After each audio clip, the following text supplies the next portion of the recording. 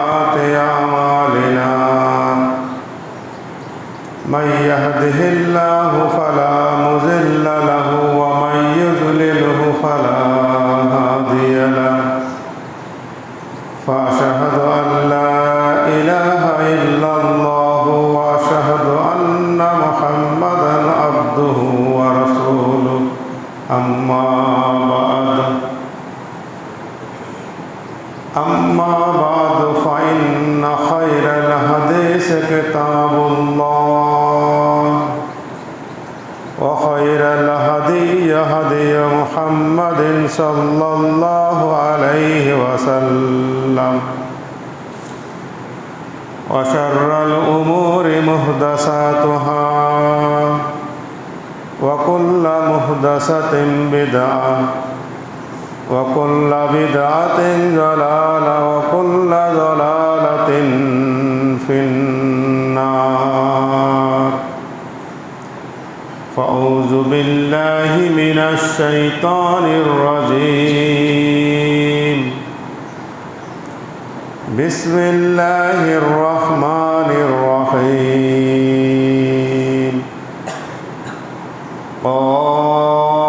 والقرآن المجيد بل عجبوا أن جاءهم منذر منهم فقال الكافرون هذا شيء عجيب أإذا متنا وكنا ترابا ذلك رجع بعيد قد علمنا ما تنقص الأرض منهم وعندنا كتاب حفيظ بل كذبوا بالحق لما جاءهم فهم في أمر مريج أفلم ينظروا إلى السماء فوقهم كيف بنيناها وزيناها وما لها من فروج فقد قال الله تعالى في الكلام المجيد بسم الله الرحمن الرحيم اتبعوا ما أنزل إليكم من ربكم ولا تتبعوا من دونه أولياء قليلا ما تذكرون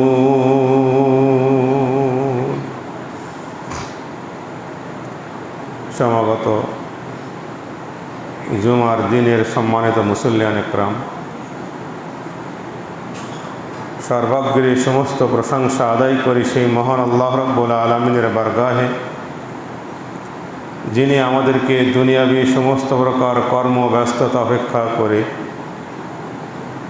অত্যন্ত গরম তাপদাহ অপেক্ষা করে সাপ্তাহিক ঈদ এ জুমার সালাত আদায়ের লক্ষ্যে অত্র মসজিদে সমবেত হওয়ার তৌফিক দান করেছেন।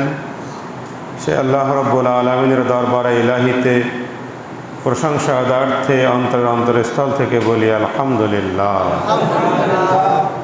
শতকোটি দুরুদ সালাত ও সালাম বর্ষিত হোক মানবতার মুক্তির দূত সাইয়্যিদুল মুরসালিন রাহমাতুল লিল আলামিন আহমদে মুস্তফা মুহাম্মদে মুস্তফা সাল্লাল্লাহু আলাইহি ওয়াসাল্লাম এবং তার সাহাবা আজমাইনদের উপর।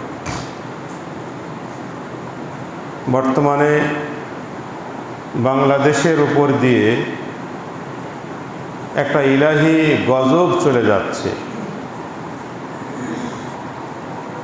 আমরা প্রত্যেকেই এই বিষয়টা হাড়ে হাড়ে উপলব্ধি করতে পারছি। আমি আমার এই 50 ঊর্ধ্ব জীবনে এরূপ প্রচণ্ড তাপমাত্রা আমি কখনো দেখিনি। আমার চেয়েও আরও অনেক বয়স্ক এখানে আছেন, তারা দেখেছেন কিনা আমি বলতে পারবো না, কিন্তু বাংলাদেশে আবহাওয়ার উপরে ভিত্তি করে 43.8 তথা 44 ডিগ্রি তাপমাত্রা অত্যন্ত ভয়াবহ একটা তাপমাত্রা। যদিও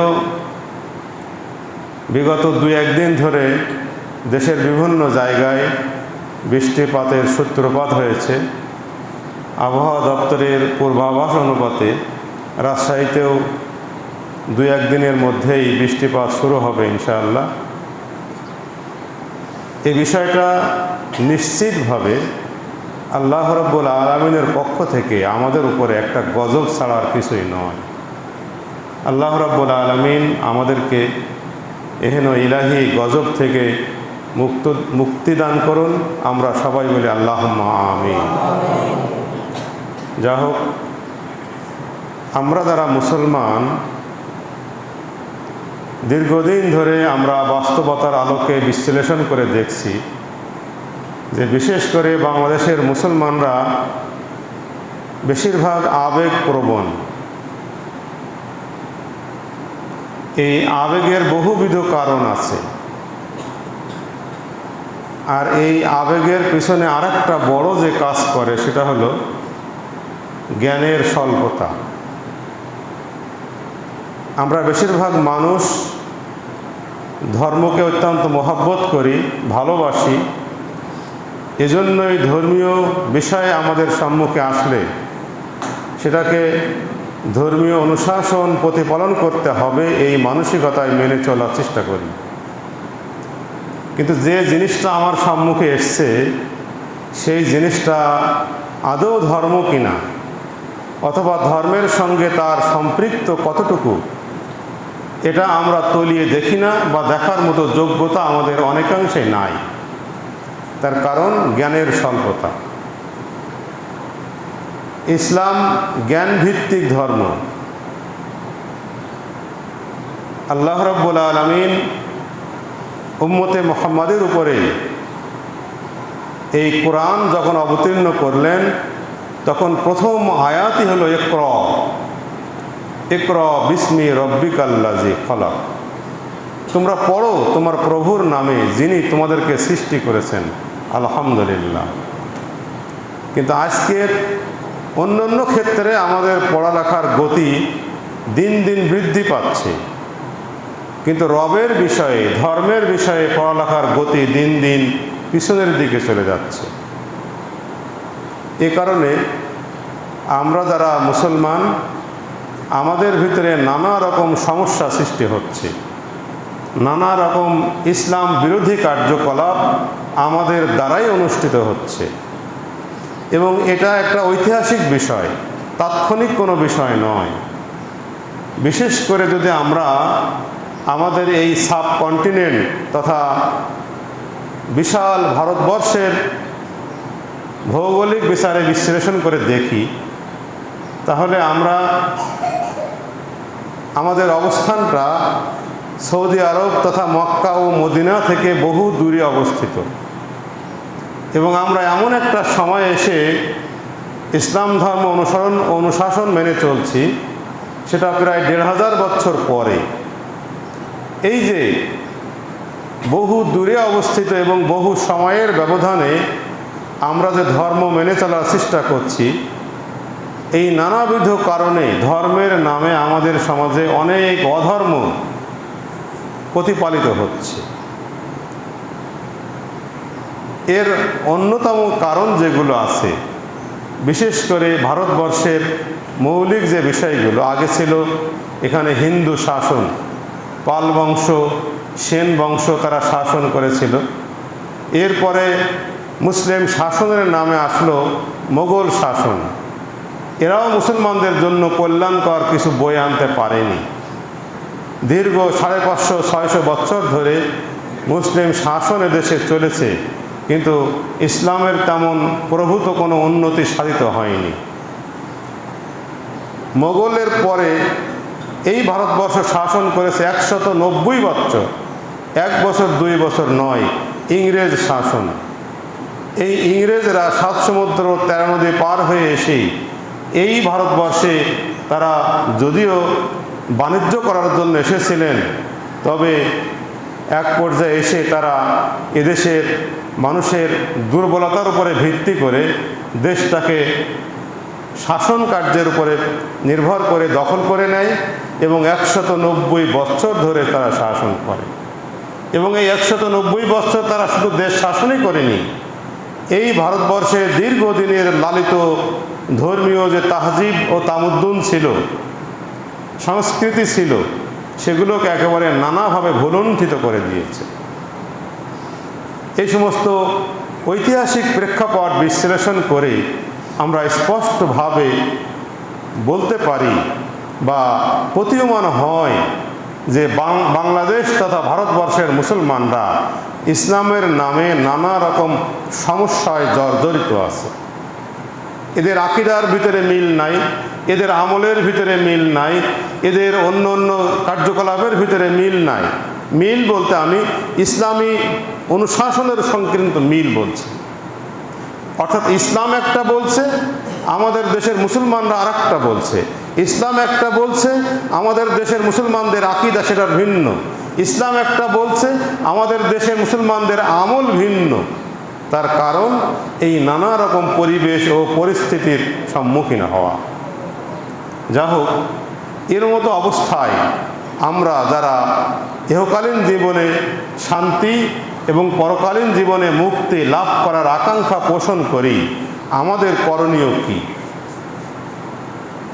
আজকে এখান থেকে 200 বছর আগে এই ভারতবর্ষে একটা কথা প্রচলন ছিল, আজকের আমাদের সম্মুখে যে কোরআন আছে, যে হাদিস আছে, যে ইসলামী সাহিত্যগুলো আছে, এগুলো এখান থেকে 200 বছর আগে কোনো বিধর্মী নয়, কোনো ইহুদি নয়, কোনো খ্রিস্টান নয়, বড় বড় মুসলিম নামধারী আলেমরা ফতোয়া জারি করেছিল যে যদি কোনো ব্যক্তি এই কোরআনকে, হাদিসকে যদি আরবি বাদে অন্য কোনো ভাষায় অনুবাদ করে, তাহলে সে কবিরা গুনাহের মতো জঘন্যতম অপরাধ করে ফেলবে।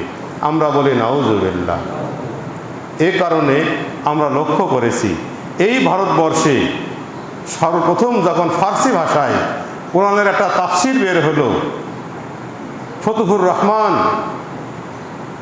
তখন বের করলেন শাহ ওয়ালিউল্লাহ মুহাদ্দিস দেহলভী। তখন তাকে তৎকালীন সময়ের সবচাইতে বড় বড় আলেম যারা ছিলেন তাকে হত্যা করা জায়েজ বলে ফতোয়া দিয়ে দিল। তার অপরাধ, তিনি ফার্সি ভাষায় কোরআন অনুবাদ করে কোরআন বিকৃত করেছেন। তিনি ইসলামের শত্রু হয়ে গেছেন, তিনি মুসলমানদের শত্রু হয়ে গেছেন, সুতরাং তাকে হত্যা করতে হবে। এই কারণেই কিন্তু আমাদের দেশের, আমাদের যে মাতৃভাষা বাংলা, এই মাতৃভাষাতেও কিন্তু কোরআন দীর্ঘদিন বহু আগে অনুবাদ হয়নি। এই তো সেই দিন 1908 সালে, অর্থাৎ 100 বছর আগে একজন হিন্দু ভদ্রলোক ভাই গিরিশচন্দ্র সেন, তিনি কোরআনের প্রথম অনুবাদ প্রকাশ করলেন। তিনি অনুবাদ করেননি, অন্যের অনুবাদ করা জিনিস তিনি একসাথে একত্রিত করে সংকলিত করে প্রকাশ করলেন, কেন অন্যরা প্রকাশ করতে সাহস করেননি। যদি ওই শাহ ওয়ালিউল্লাহ মুহাদ্দিস দেহলভীর মতো অবস্থা হয়, আমাদের বিরুদ্ধেও যদি ফতোয়া এসে যায় যে কোরআন বিকৃত করেছে ইত্যাদি ইত্যাদি। যা হোক, আমি যে বিষয়টা বলতে চাচ্ছি, এর উপরে ভিত্তি করে আমরা আমাদের ধর্মগ্রন্থ, এখন যেহেতু ওই বিশ্বাসটা কিন্তু দূর হয়ে গেছে, আজকের কোরআনের বাংলা অনুবাদ প্রকাশ হয়েছে, হাদিসের বাংলা অনুবাদ প্রকাশ হয়েছে, এমনকি আমাদের সামনে, আমাদের হাতে, প্রত্যেকের হাতে হাতে বলতে গেলে যে অ্যান্ড্রয়েড মোবাইল আছে, এর মাধ্যমে যদি আমরা পিডিএফ ভার্সনে কোরআনের, হাদিসের বা অন্য কোনো ইসলামের কিতাবের যদি পিডিএফ নিয়ে আমি নিজে বাড়িতে বসে যে কোনো সময় যে কোনো জায়গায় অধ্যয়ন করি, তাহলে সেটা সম্ভব এবং এটা হয়ে গেছে আলহামদুলিল্লাহ। এমতো পরিস্থিতিতে আমাদের ভিতরে দেখা যাচ্ছে যে ইতিপূর্বে যে সমস্ত কার্যকলাপ নিয়ে আমরা গবেষণা করেছি, আজকের জামানায় এসে দেখা যাচ্ছে যে নানা রকম ভুল ভ্রান্তি রয়ে গেছে। আমি যেভাবে সালাত আদায় করছি, কোরআনের অনুবাদ পড়ে, হাদিসের অনুবাদ পড়ে দেখতে পাচ্ছি যে ওইভাবে সালাত আদায় করা হাদিসে বলা হচ্ছে না। আমি যেভাবে নামাজ পড়ছি, কোরআনের অনুবাদ পড়ে দেখতে পাচ্ছি যে ওইভাবে নামাজ পড়া হাদিসে বলা হচ্ছে না। সুতরাং আমি যে আকীদা পোষণ করি আল্লাহর নবী সম্পর্কে, আমি যে আকীদা পোষণ করি আল্লাহ সম্পর্কে, আমি যে আকীদা পোষণ করি ইসলামের অন্য অন্য বিষয় সম্পর্কে, কোরআন ও হাদিস বিশ্লেষণ করে দেখা যাচ্ছে যে ওহীর আকীদা সেটা নয়, এটা ভুল হয়ে যাচ্ছে। এজন্য আমরা একই মুসলমান, আমিও আল্লাহকে বিশ্বাস করি, আপনিও আল্লাহকে বিশ্বাস করেন। আপনার আল্লাহ নিরাকার, আমার আল্লাহ সাকার। আপনার আল্লাহ সর্বত্র বিরাজমান, আমার আল্লাহ আরশে সমাসীন। আপনি যে নবীতে বিশ্বাস করেন, আপনার নবী নূরের তৈরি, আমার নবী মাটির তৈরি। আপনার নবী জিন্দা নবী, আমার নবী মৃত নবী, অর্থাৎ হায়াতুন নবীতে অনেকে বিশ্বাস করে। এমনিভাবে যদি আকীদার ক্ষেত্রে দেখি বা আমলের ক্ষেত্রে দেখি, দেখা যাবে একজন মুসলমানের সঙ্গে আরেকজন মুসলমানের আকীদা, আমল বা এই সমস্ত বিষয়ে ব্যাপক পার্থক্য রয়ে গেছে। এইরকম বিষয়ে বা নানা বিষয়ে যদি ভুল ভ্রান্তি দেখা দেয়, তাহলে আমাদের করণীয় কি? আল্লাহ রাব্বুল আলামিন পবিত্র কোরআনে হাকিমে বলছেন, ইত্তাবিউ মা উনজিলা ইলাইকুম মির রাব্বিকুম, তোমরা তোমাদের রবের পক্ষ থেকে যে বিধানটা নাজিল করা হয়েছে তারই ইত্তেবা করে চলো। ওয়ালা তাত্তাবিউ, তোমরা ইত্তেবা করো না, অনুসরণ করো না, মিন দুনিহি আউলিয়া, আল্লাহর নাজিলকৃত বিধান বাদ দিয়ে পৃথিবীর কোনো আউলিয়াদেরকে তোমরা ইত্তেবা করো না। স্পষ্ট ঘোষণা। সুতরাং একজন মুসলমানের জন্য সবার আগে স্থান দিতে হবে আল্লাহর নাজিলকৃত বিধানের তথা ওহীর অগ্রাধিকার দিতে হবে। এবং এই বিষয়টা আমরা যুগে যুগে বিভিন্ন নবী রাসূলদের ক্ষেত্রেও দেখে এসেছি। বিভিন্ন নবী এবং রাসূলদের কার্যকলাপের মধ্যে যখনই কোনো বিষয়ে ভুল ধরা পড়েছে, আল্লাহর পক্ষ থেকে একটা বিধান এসেছে কিন্তু নবীর মাধ্যমে বা সমাজে প্রচলিত আছে অন্য একটা বিষয়, তখন সঙ্গে সঙ্গে নিজেদের সেই বিষয়টাকে পরিহার করে তারা আল্লাহর পক্ষ থেকে আনিত, আল্লাহর পক্ষ থেকে অবতীর্ণ বিষয়টাকেই প্রাধান্য দিয়েছেন। আলহামদুলিল্লাহ। যদি আমরা এক্ষেত্রে বিভিন্ন নবী রাসূলদের জীবনী বিশ্লেষণ করি, তাহলে আমরা স্পষ্ট দেখতে পাব বেশিরভাগ নবী রাসূলদের ক্ষেত্রে এরকম ঘটনা ঘটেছে। আমরা আদম আলাইহিস সালামের জীবন বিশ্লেষণ করি, যিনি আদি মানুষ এবং আদি নবী। আল্লাহ রাব্বুল আলামিন যখন আদম আলাইহিস সালামকে সৃষ্টি করলেন, তখন বিস্তারিত বর্ণনা সূরা বাকারার প্রথম থেকে বর্ণিত হয়ে আসছে। সেখানে আমরা দেখে নিল একেবারে উপন্যাসের মতো ধারাবাহিকভাবে বর্ণনা আছে সেখানে। আল্লাহ রাব্বুল আলামিন যখন আদম আলাইহিস সালামকে অর্থাৎ মানুষকে সৃষ্টি করার পরিকল্পনা করলেন, তখন ফেরেশতাদের কাছে পরামর্শ চাইলেন।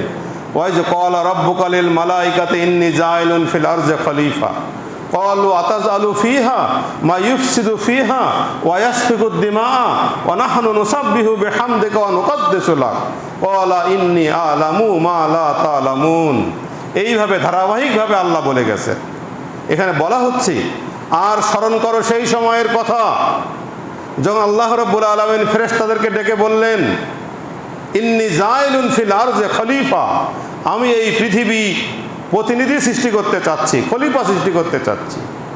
ফেরেশতারা আপত্তি করলেন, আতাজালু ফিহা, আপনি কি ওই রকম জাতি সৃষ্টি করবেন, মা ইউফসিদু ফিহা, যারা এই দুনিয়ায় ফাসাদ সৃষ্টি করবে, ওয়া ইয়াসফিকুদ দিমা, রক্তপাত করবে, ওয়া নাহনু নুসাব্বিহু বিহামদিকা ওয়া নুকদ্দিসু লাক, অথচ আমরাই তো আছি, আমরা ফেরেশতা মণ্ডলী লক্ষ লক্ষ কোটি কোটি অগণিত ফেরেশতা মণ্ডলী আছি, আপনি যেখানে যে কাজের জন্য যেভাবে আমাদেরকে নির্দেশনা দিচ্ছেন আমরা সেইভাবেই আপনার নির্দেশ পালন করছি, আপনার তাসবিহ তাহলিল করছি, আপনার গুণকীর্তন করছি, আপনার সমস্ত দায়িত্ব কাজ আমরা করে যাচ্ছি, অথচ আমাদেরকে আবার এই পৃথিবীতে এইরকম কোনো জাতি সৃষ্টি করার কোনো প্রয়োজন আছে বলে আমরা মনে করি না।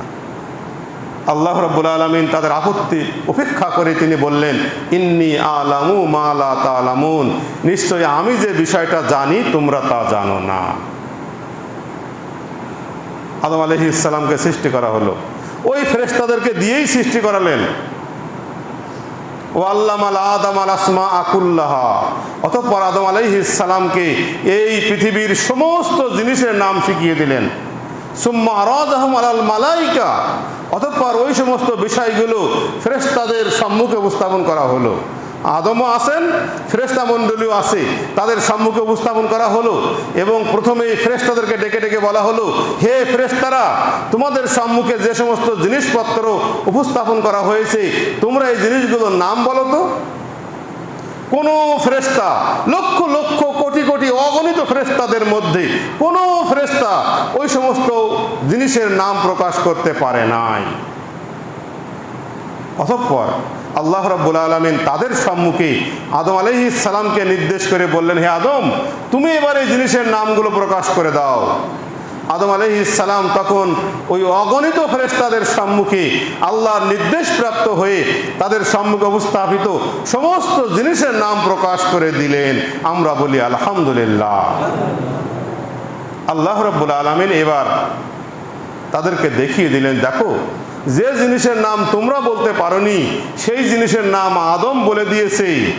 সুতরাং জ্ঞানের দিক দিয়ে তোমাদের চেয়ে কিন্তু আদম শ্রেষ্ঠ হয়ে গেছে। উসজুদু লি আদম, তোমরা আদম আলাইহিস সালামকে সেজদা করো। ফাসাজাদু, সমস্ত ফেরেশতা সেজদায় পড়ে গেল, ইল্লা ইবলিস, ইবলিস পড়লো না। সে যখন পড়ছে না, আল্লাহ রাব্বুল আলামিন তাকে পুনরায় জিজ্ঞাসা করছে, ইয়া ইবলিস মা মানাকা আল্লাহ তাসজুদা ইজ আমারতুকা, যেখানে আমি তোমাকে নির্দেশ করছি তাকে সেজদা করতে, সেখানে তোমাকে কিসে মানা করলো তাকে সেজদা না করতে? ইবলিস তখন বলছে, অহমিকা প্রকাশ করে, অহংকার করে বলছে, আনা খায়রুম মিনহু, আমি তার চেয়ে উত্তম। কেন? খালাকতানি মিন নার ওয়া খালাকতাহু মিন তিন, আপনি আমাকে আগুন দিয়ে সৃষ্টি করেছেন আর আদমকে মাটি দিয়ে সৃষ্টি করেছেন। আগুনের কাজ হলো, আগুন যখন জ্বলে তখন উপরের দিকে ধাবিত হয়, আর মাটি যখন উন্মুক্ত হয় তখন নিচের দিকে পতিত হয়। সুতরাং সে যুক্তি দেখিয়ে বলল, আনা খায়রুম মিনহু, আমি তার চেয়ে উত্তম। কিন্তু ইবলিসের এই যুক্তি আল্লাহর কাছে গৃহীত হয়নি, সে বিতাড়িত শয়তান হয়ে গেল। অতঃপর আদম আলাইহিস সালাম তার সঙ্গে আল্লাহ রাব্বুল আলামিন বিবি হাওয়াকে সৃষ্টি করে জান্নাতের ভিতরে ঢুকিয়ে দিলেন এবং বললেন যে তোমরা এই জান্নাতের ভিতরে যা খুশি তাই করো, যা খেতে চাই খাও, যা করতে চাই করো, সমস্ত বিষয়ে স্বাধীনতা দিয়ে দেওয়া হলো। তবে একটা বিষয়ে তাদেরকে একটা বিধিনিষেধ দেওয়া হলো, মাত্র একটা। আল্লাহ বললেন যে এই যে একটা গাছ দেখতে পাচ্ছ, লা তাকরাবা হাযিহিস শাজার, তোমরা এই গাছটার নিকটবর্তী হবে না। আদম এবং হাওয়া চিন্তা করলো যে সমস্ত গাছের ফল ফলাদি, সমস্ত বিষয় আমাদের জন্য স্বাধীন, এই একটা গাছের ফল না খেলে বা তার নিকটবর্তী না হলে আমাদের কি বা আসে যায়।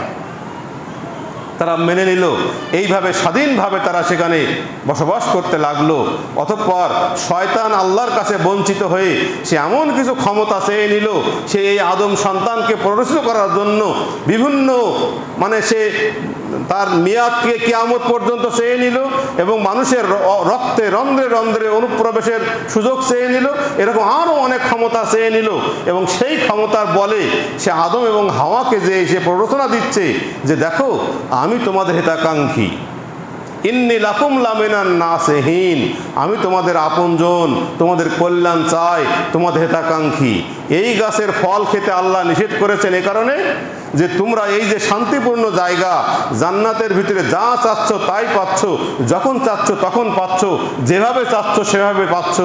তবে এখানে আল্লাহ তোমাদেরকে বেশি দিন রাখবেন না, এমন একটা জায়গায় তোমাদেরকে পাঠাবেন যেখানে এমন আরাম নাই, এমন সুযোগ সুবিধা নাই, কষ্টের জায়গা। আর যদি তোমরা এই গাছের ফল ভক্ষণ করো তাহলে আল্লাহ নিজেও তোমাদেরকে আর এখান থেকে সরানোর কোনো সুযোগ পাবেন না। এই রকম প্রলোভন দেখাচ্ছে, দেখিয়ে তাদেরকে এক পর্যায়ে ওই গাছের ফল ভক্ষণ করতে বাধ্য করলো।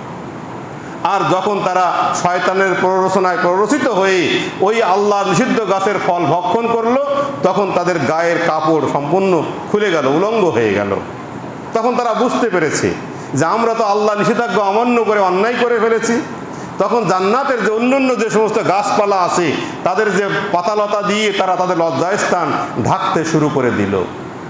অতঃপর সে কোনো যুক্তি দেখায়নি, আল্লাহর শরণাপন্ন হয়ে বলছে, আল্লাহ আমি অন্যায় করে ফেলেছি, আমি ভুল করে ফেলেছি, তোমার নির্দেশ অমান্য করে আমি অন্যায় করে ফেলেছি, আমি এই অন্যায় থেকে, এই ভুল থেকে কীভাবে মার্জনা পেতে পারি, কীভাবে মুক্তি লাভ করতে পারি, তার পথ আপনি আমাকে বাতলে দিন। আল্লাহ রাব্বুল আলামিন ফাতালাক্কা আদামু মির রাব্বিহি কালিমাতিন ফাতাবা আলাইহি ইন্নাহু হুয়াত তাওয়াবুর রহিম। আল্লাহ রাব্বুল আলামিন তখন আদম আলাইহিস সালামকে কিছু দোয়া কালাম শিখিয়ে দিলেন এবং সেই দোয়া কালামের মাধ্যমে তিনি আল্লাহর কাছে দোয়া করলেন, ক্ষমা প্রার্থনা করলেন। আল্লাহ রাব্বুল আলামিন তাদের সেই দোয়াকে কবুল করে তাদেরকে ক্ষমা করে দিলেন। আমরা বলি আলহামদুলিল্লাহ। দোয়াটা কি ছিল? রব্বানা যালামনা আনফুসানা ওয়া ইল্লাম তাগফির লানা ওয়া তারহামনা লানাকুনান্না মিনাল খাসিরিন। এই দোয়া পড়লে আল্লাহ রাব্বুল আলামিন আদম আলাইহিস সালামকে ক্ষমা করে দিয়েছিলেন। যা হোক, এখানে এই যে ঘটনাটা আমি আপনাদের সম্মুখে উপস্থাপন করলাম, এখান থেকে আমাদের জন্য শিক্ষণীয় বিষয় হলো এই, প্রথমেই ইবলিস তার ভুল স্বীকার করলো না এবং কি সে নিজের ভুলের পরে অহমিকা প্রকাশ করলো যে আনা খায়রুম মিনহু, আমি তার চেয়ে উত্তম, আমি তাকে সেজদা করতে পারবো না। কিন্তু আল্লাহর কাছে তার সেই যুক্তি টেকেনি। পরক্ষণে যখন আদম আলাইহিস সালাম একটা বিষয় ভুল করলেন, সঙ্গে সঙ্গে তিনি এই ভুলকে স্বীকার করে তিনি তো বলতে পারতেন যে আল্লাহ তোমার নির্দেশ অমান্য করা আমার উদ্দেশ্য ছিল না, আমি এই জান্নাতে স্থায়ী বসবাসের জন্য এইটা খেয়েছি, ইত্যাদি ইত্যাদি কোনো প্রকার যুক্তি দেখায়নি। এই জন্য যে কোনো ক্ষেত্রে যদি কোনো বিষয়ে কোরআন ও সহিহাদিসের কষ্টি পাথরে যাচাই বাছাই করে ভুল প্রমাণিত হয়, তাহলে আমাদের কোনো প্রকার যুক্তি না দেখিয়ে, তর্ক না করে, ভুলটাকে প্রতিষ্ঠিত করার ব্রেন না খাটিয়ে সেই ভুলকে স্বীকার করে নেওয়া উচিত এবং সেই ভুলের বিপরীতে যেটা ওহী আছে, যেটা আল্লাহর বিধান আছে, কোরআন ও সহিহ হাদিস আছে, সেইটাকে স্বীকার করে নেওয়া উচিত। আমরা বলি আলহামদুলিল্লাহ। শুধু আদম আলাইহিস সালামের কাছে এই শিক্ষা আমরা পাই না, আমরা মুসা আলাইহিস সালামের জীবন থেকেও দেখি ঠিক এই রকম শিক্ষা আছে। আমরা ঈসা আলাইহিস সালামের জীবন থেকে দেখি, আমরা জাকারিয়া আলাইহিস সালামের জীবন থেকে দেখি, এমনকি আমরা আমাদের নবী আখিরি জামানার পয়গম্বর আহমদে মুস্তফা মুহাম্মদে মুস্তফা সাল্লাল্লাহু আলাইহি ওয়াসাল্লামের জীবনী বিশ্লেষণ করলেও আমরা দেখতে পাই যে তার জীবনেও ঠিক এই রকম ঘটনা ঘটেছে। সংক্ষিপ্ত আকারে জাকারিয়া আলাইহিস সালামের জীবনের একটা কাহিনী ঠিক এরই অনুকূলে। জাকারিয়া আলাইহিস সালাম তিনি বিবি মরিয়মের তত্ত্বাবধায়ক ছিলেন। এক পর্যায়ে যখন, আমি সংক্ষিপ্ত আকারে বলছি যেহেতু আমাদের অনেকেরই বিষয়টা জানা, এক পর্যায়ে যখন বিবি মরিয়ম আল্লাহর পক্ষ থেকে ইলাহি প্রক্রিয়ায় গর্ভবতী হয়ে গেলেন, তখন সমাজের সমস্ত মানুষ জাকারিয়াকেই সন্দেহ করলো যে ওই যেহেতু তার দেখাশোনার দায়িত্বে থাকে, সুতরাং বিবি মরিয়মের সঙ্গে যদি কোনো অন্যায় কাজ কেউ করে থাকে তাহলে এই জাকারিয়াই করেছে। সমাজের গণ্যমান্য ব্যক্তিবর্গ একত্রিত হয়ে যখন তাকে শাস্তি দেওয়ার পরিকল্পনা করলো, কি হবে শাস্তি? যে তাকে হত্যা করতে হবে। সে এত বড় অন্যায় কাজ করলো, তার হত্যা ছাড়া বিকল্প নাই। অথচ জাকারিয়া নিজে তো জানে যে আমি নির্দোষ, কিন্তু তার এই নির্দোষতা প্রমাণের জন্য কোনো উপযুক্ত প্রমাণ বা সাক্ষী তার কাছেও নাই। এদিকে সমাজের মানুষ যে সিদ্ধান্ত নিয়েছে সেটাও সে জেনে গেছে। তখন সে নিজের জীবন বাঁচানোর জন্য সমাজ থেকে পালিয়ে যাচ্ছে। আর এই সংবাদ যখন সমাজের মানুষজন জেনে গেল, তখন তাকে পিছনে ধাওয়া করলো। ফাঁকা ময়দান, সামনে জাকারিয়া যাচ্ছে, পিছনে তার শত্রু বাহিনী বলবো তারাও যাচ্ছে। যেতে যেতে যেতে যেতে একদিন ফাঁকা ময়দানে যে একটা মাত্র গাছ দেখতে পেল, ওই গাছের কাছে জাকারিয়া আলাইহিস সালাম সাহায্য ছিলেন যে হে গাছ, পিছনে যারা এসছে তারা আমাকে হত্যা করতে চায় এবং যে অপরাধে আমাকে হত্যা করতে চায় সে অপরাধে আমি নির্দোষ। আর এই মরুভূমির ফাঁকা ময়দানে এই তুমি ছাড়া আর কোনো কিচ্ছু নাই, সুতরাং তুমি আমাকে একটু সহযোগিতা করো। আল্লাহর নির্দেশে ওই গাছটা দ্বিখণ্ডিত হয়ে গেল। জাকারিয়া আলাইহিস সালাম ওই গাছের ভিতরে প্রবেশ করলেন। জাকারিয়া আলাইহিস সালাম যখনই প্রবেশ করলেন তখন গাছ আবার বন্ধ হয়ে গেল। কিন্তু গাছের যে একটা বেষ্টনী আছে, ওই বেষ্টনীর বাইরে একটা কাপড়ের অংশ রয়ে গেল। এখন তার শত্রু বাহিনী যখন দৌড়ে তার দিকে যাচ্ছে, যে ওই গাছের আড়ালে সে পালিয়েছে, ওখানে যেয়ে দেখা যায় ডাইনে বামে ধারে পাশে খুঁজে দেখে কোথাও জাকারিয়াকে দেখা যাচ্ছে না। তখন তারা মনে করছে কোনো জাদুকরের প্রভাবে সে ওই গাছের মধ্যে প্রবেশ করেছে। খুঁজতে খুঁজতে খুঁজতে খুঁজতে যখন ওই কাপড়ের টুকরো তারা দেখতে পেল, তখন তারা নিশ্চিত হয়ে গেল যেই তো জাকারিয়ার কাপড় দেখা যাচ্ছে, সুতরাং সে নিশ্চিত এই গাছের ভিতরেই প্রবেশ করেছে। এখন গাছটাকে কাটো। করাত দিয়ে গাছের মাথা থেকে চিৎতে যখন এরকম মাথা পর্যন্ত প্রায় মাথায় লেগে যাওয়া ভাব এমতো অবস্থা এসে গেছে, তখন জাকারিয়া আলাইহিস সালাম বলছে যে, হে আল্লাহ, এরা যে অপরাধী সাব্যস্ত করে আমাকে হত্যা করতে চাচ্ছে, তুমি তো সব জানো, আমি তো এই অপরাধ থেকে সম্পূর্ণ নির্দোষ, তুমি এদের হাত থেকে আমাকে রক্ষা করো। আল্লাহ রাব্বুল আলামিন তখন জাকারিয়াকে উদ্দেশ্য করে বললেন, হে জাকারিয়া, একটু আগে যখন তুমি এই গাছের কাছে সাহায্য প্রার্থনা করেছিলে, তখনও কিন্তু আমি আল্লাহ বিরাজমান ছিলাম। তুমি আমার কাছে সাহায্য না আসে ওই গাছের কাছে সাহায্য প্রার্থনা করে তুমি মারাত্মক অন্যায় করে ফেলেছ, এর শাস্তি তোমাকে অবশ্যই পেতে হবে। আল্লাহর ফয়সালা হলো এই যে তুমি যদি দুনিয়াকে বেশি পছন্দ করো, তাহলে এখান থেকে তোমাকে আমি উদ্ধার করব, তবে অন্য সময়ে এই অপরাধের শাস্তি তোমাকে অবশ্যই পেতে হবে। আর যদি তুমি পরকালকে বেশি পছন্দ করো, তা তুমি যে অন্যায়টা করেছো, ওরা যে অপরাধী সাব্যস্ত করে যে তোমাকে হত্যা করতে চাচ্ছে, ওই জন্য নয়, তুমি এই যে আমার সঙ্গে গাছকে শিরিক করে যে অপরাধটা করলে, এরই শাস্তি হলো এই যে তুমি ওদের হাতেই তোমাকে করাত দিয়ে নিহত হতে হবে, দ্বিখণ্ডিত হতে হবে। এখন তুমি চিন্তা করো, তুমি ইহকালকে বেশি পছন্দ করবে নাকি পরকালকে বেশি পছন্দ করবে? জাকারিয়া যেহেতু একজন নবী ছিলেন, তিনি কোনো অবস্থাতেই পরকালের পরিবর্তে ইহকালকে পছন্দ করতে পারেন না। এমতো অবস্থায় তাদের হাতেই তিনি নিহত হলেন। এবং যে মৃত্যুকে তিনি ভয় পাচ্ছিলেন, জীবন বাঁচানোর জন্য গ্রাম ছেড়ে পালিয়ে যাচ্ছেন, সেই মৃত্যুকে নিজের অপরাধের শাস্তির বিনিময়ে তিনি হাসি মুখে বরণ করে নিলেন। আমরা বলি আলহামদুলিল্লাহ। তাফসিরে ইবনে কাসিরের ভিতরে এই কাহিনীটা বর্ণিত হয়ে আছে। যাই হোক, এখান থেকেও কিন্তু আমরা বুঝতে পারি যে মানুষ যখন ভুল করে, সেই ভুল যখন প্রমাণিত হয়ে যায়, সেই ভুলের একটা প্রায়শ্চিত্ত আছে, সেটাই করতে হবে। যাই হোক, আরও অন্য অন্য কাহিনী, নবীদের কাহিনী বলা যাবে। আমরা যেহেতু উম্মতে মুহাম্মাদি, আমাদের নবীর জীবনের একটা ঘটনা বলেই আমি আমার খুতবার শেষের দিকে চলে যাব। আল্লাহ রাসূল একদিন জোহর অথবা আসরের সালাত আদায় করছেন। অন্য অন্য দিন তিনি 4 রাকাত করে সালাত আদায় করেছেন, সাহাবাদের মুখস্থ হয়ে আছে।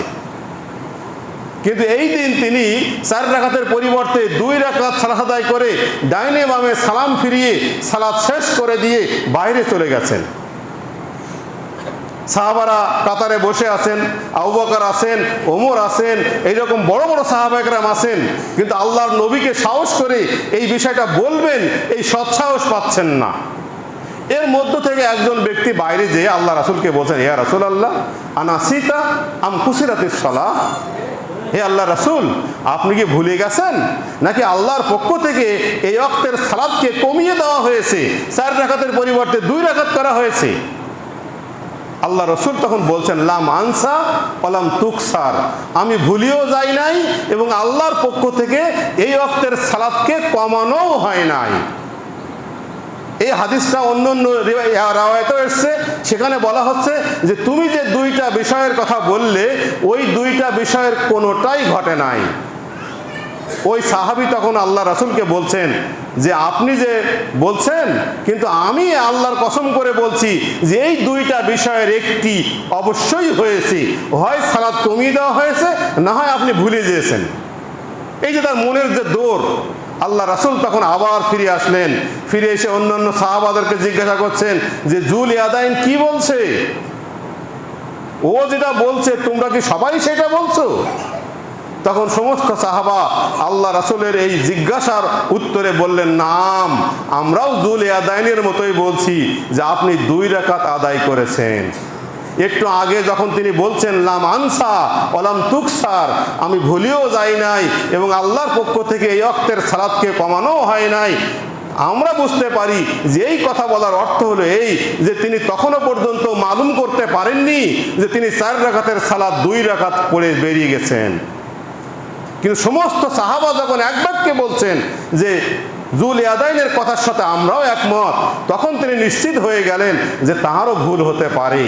তিনি আর কোনো কথা না বাড়িয়ে সামনে চলে আসলেন, বাকি 2 রাকাত সালাত আদায় করলেন এবং এই সালাতে যে ভুল হয়ে গেল এই ভুলটাকে সংশোধন করার জন্য তিনি সেজদা দিয়ে নিলেন। আমরা বলি আলহামদুলিল্লাহ।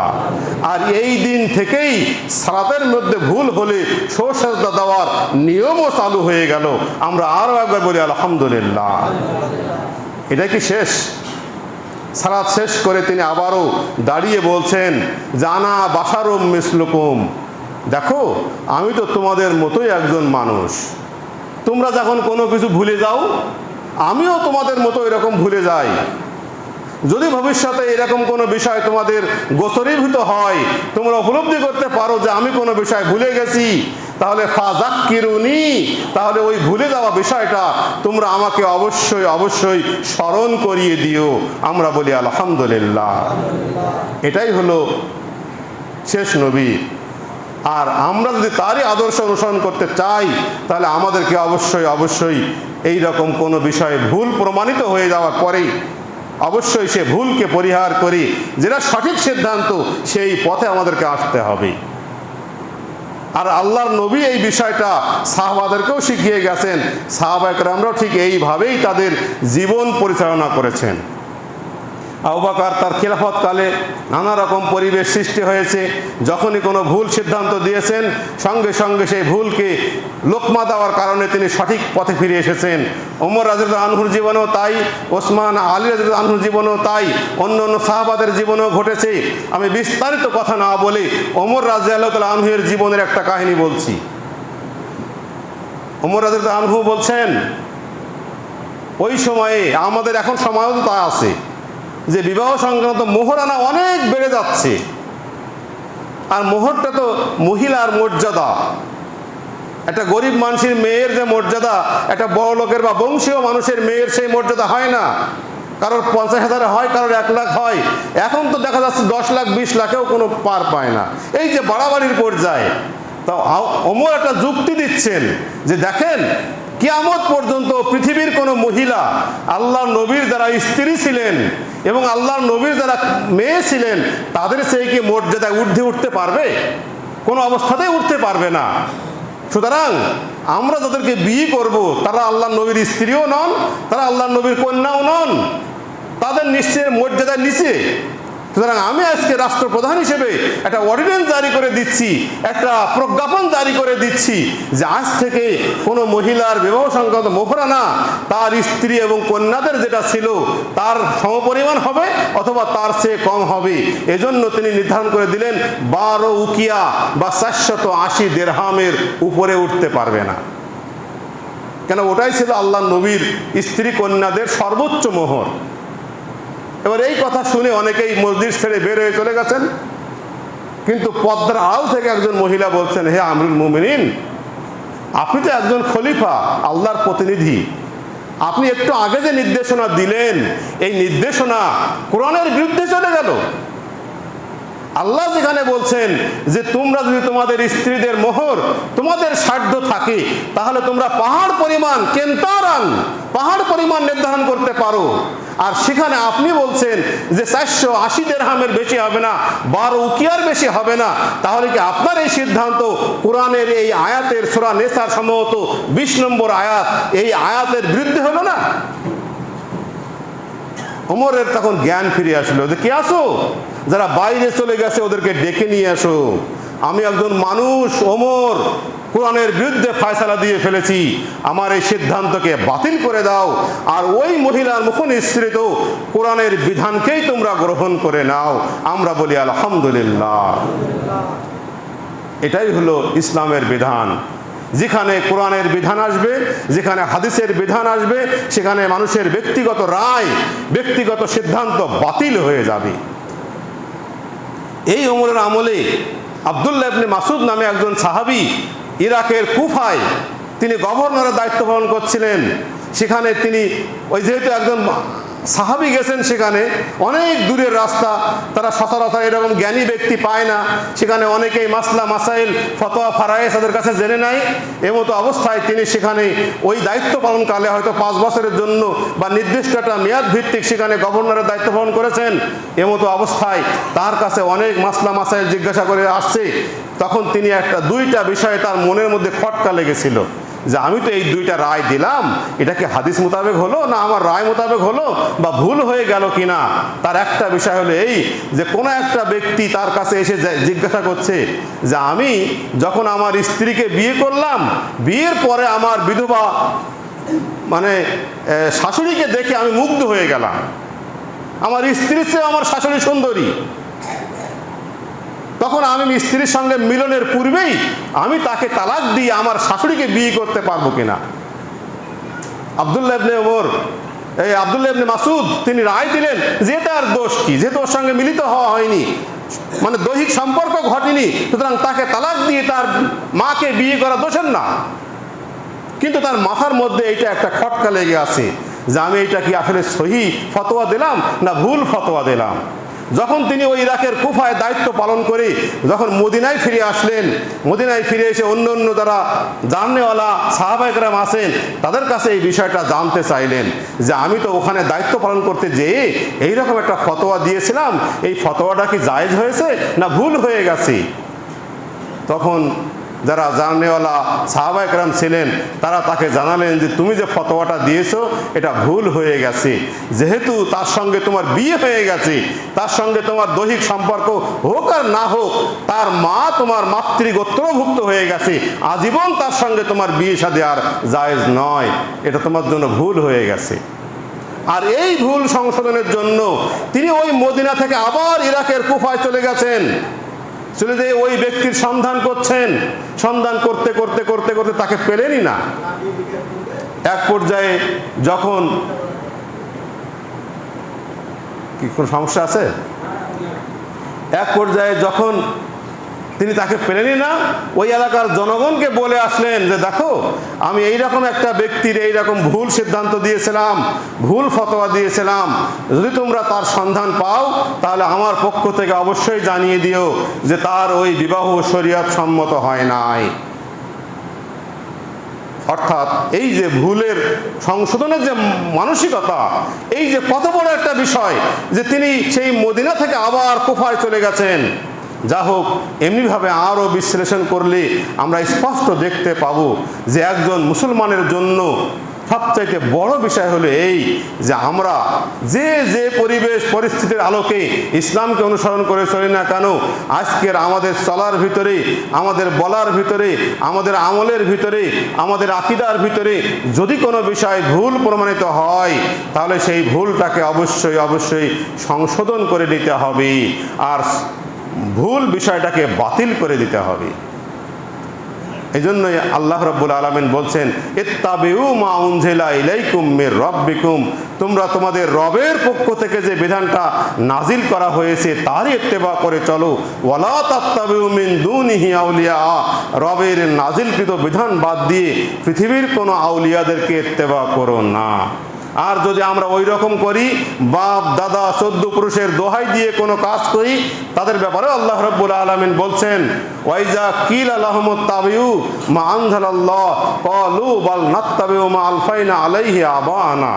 অন্যত্র বলা হচ্ছে মা ওয়াজাদনা আলাইহি আবানা, সেখানে বলা হচ্ছে যে যখন তাদেরকে অর্থাৎ ইহুদি নাসারা অথবা মুনাফিক অথবা কাফেরদেরকে ডেকে ডেকে বলা হচ্ছে যে ওয়াইজা কিলা লাহুমুত তাবিউ মা আনজালাল্লাহ, তোমরা ওটাকেই ইত্তেবা করে চলো যা আল্লাহর পক্ষ থেকে নাজিল করা হয়েছে। ক্বালু, তখন তো তারা বলবে বা বলে থাকে বাল নাত্তাবিউ মা আলফাইনা আলাইহি আবানা, আমরা তোমার ওই কথা শুনতে রাজি নই, আমরা আমাদের বাপ দাদা 14 পুরুষের রসম রেওয়াজের পক্ষ থেকে আমাদের সমাজে যে বিষয়টা চালু আছে আমরা এটাকে অনুসরণ করে চলতে চাই। আমরা বলি নাউজুবিল্লাহ। একজন মুসলমানের কাজ হবে বাপ দাদা চোদ্দ পুরুষ রসম রেওয়াজকে ভুলুণ্ঠিত করে দিয়ে সর্বক্ষেত্রে পরকালীন মূর্তির স্বার্থে একমাত্র ওহীকে অনুসরণ করে চলা। আল্লাহ রাব্বুল আলামিন আমাদের সকলকে যেন সেই তৌফিক দান করেন, আমরা বলি আল্লাহুম্মা আমিন। এই বলে আজকের খুতবার এখানেই পরিসমাপ্তি ঘটাচ্ছি। বারাকাল্লাহু লানা ওয়া লাকুম ফিল কোরআনিল আযীম ওয়া নাফা'না বিআয়াতি ওয়া যিকরিল হাকীম ইন্নাহু তাআলা জাওয়াদুন কারিমুম মালিকুম বারুর রাউফুর রাহিম।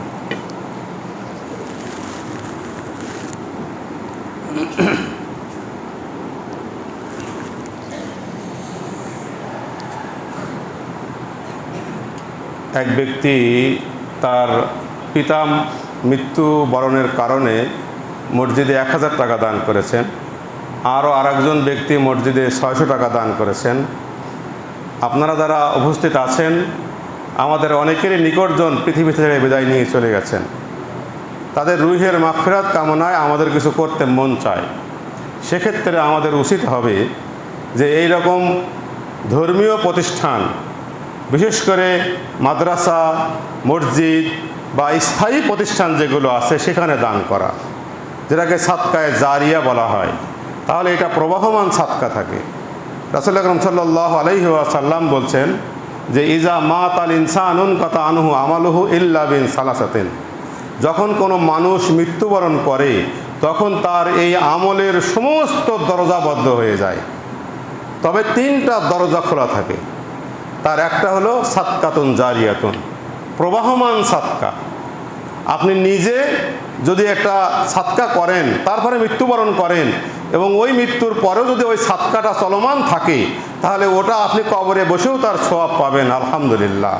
অথবা যদি আপনার নিকটজন আপনার মৃত্যুর পরে ওইরকম প্রবাহমান সাদকা সম্বলিত কোনো প্রতিষ্ঠানে দান করে থাকেন, তাহলে আপনি কবরে বসেও ওই নেকি বা ওই দানের সাদকার নেকি পাবেন, আলহামদুলিল্লাহ।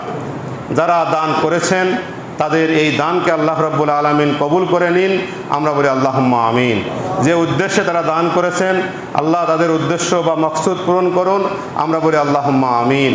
আমরা যারা এখনও জীবিত আছি, যদি আমরা কোনো ক্ষেত্রে দান করতে চাই, তাহলে আমি উৎসাহ দেব বা অনুরোধ করব, আমরা বেশিরভাগই এই জারিয়ামূলক প্রতিষ্ঠানে দান করার চেষ্টা করব। আল্লাহ রাব্বুল আলামিন আমাদের সেই সৌভাগ্য দান করুন, আমরা বলি আল্লাহুম্মা আমিন। আলহামদুলিল্লাহ আলহামদুলিল্লাহি নাহমাদুহু ওয়া নাস্তাঈনুহু ওয়া নাস্তাগফিরুহু ওয়া নু'মিনু বিহি ওয়া নাতাওয়াক্কালু আলাইহি ওয়া নাউযু বিল্লাহি মিন শুরুরি আনফুসিনা ওয়া মিন সাইয়্যাতি আ'মালিনা মান ইয়াহদিহিল্লাহু ফালা মুযিল্লা লাহু ওয়া মান ইউযলিলহু ফালা হাদিয়া লাহু। ইন্নাল্লাহা ওয়া মালাইকাতাহু ইউসাল্লুনা আলান নাবী ইয়া আইয়ুহাল্লাযীনা আমানু সাল্লু আলাইহি ওয়া সাল্লিমু তাসলিমা। আল্লাহুম্মা সাল্লি আলা মুহাম্মাদ ওয়া আলা আলি মুহাম্মাদিন কামা সাল্লাইতা আলা ইব্রাহিম ওয়া আলা আলি ইব্রাহিম ইন্নাকা হামিদুম মাজিদ। আল্লাহুম্মা বারিক আলা মুহাম্মাদ ওয়া আলা আলি মুহাম্মাদিন কামা বারাকতা আলা ইব্রাহিম ওয়া আলা আলি ইব্রাহিম ইন্নাকা হামিদুম মাজিদ। ওয়া সাল্লি আলা সাইয়্যিদিল আমবিয়া'i ওয়াল মুরসালিন ওয়া আলাল মালাইকাতিল মুকাররামিন ওয়া আলা তাবিঈনা জাহিদিনা রাশিদিন বিরহমাতিকা ইয়া আরহামার রাহিমিন। ربنا لا تزغ قلوبنا بعد إذ هديتنا وهب لنا من لدنك رحمة إنك أنت الوهاب. ربنا إنك جامع الناس ليوم لا ريب فيه إنك لا يخلف الميعاد. اللهم اجز حاجاتنا واشف أوهاتنا واستر عوراتنا وكفى بك مجيبا كريما عليما خبيرا.